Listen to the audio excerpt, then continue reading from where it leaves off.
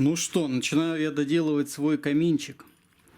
Вот все, что у меня получилось сделать ювелирным сварочным аппаратом. Дальше он, в общем-то, сгорел.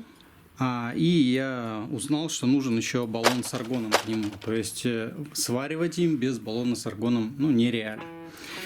То есть вот сейчас у меня камин без задней стенки. Вот это вот задняя стенка. И 4 ножки. Вот это я сейчас буду сваривать уже полуавтоматом. Планируется еще, значит, установить трубу, все, чтобы было как в реальности. И установить этот камин, уже поставить в гараж и разжечь мини-дровами, мини-камин в мини-гараже.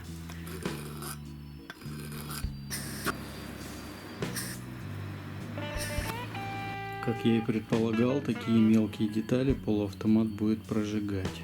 Вот ножку он прожег. Но тем не менее она держится, заварилась.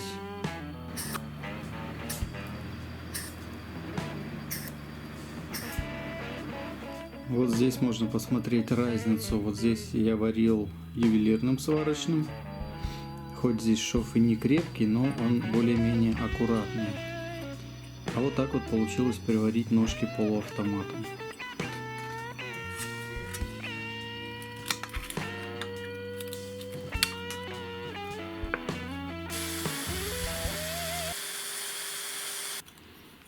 Вот какая у меня получилась прочность сварки без аргона ювелирным сварочным аппаратом. То есть пока я сверлил верхнюю стенку для установки, для отверстия для трубы, у меня отвалились 2 стенки. Так, сейчас буду все это дело приваривать уже полуавтоматом.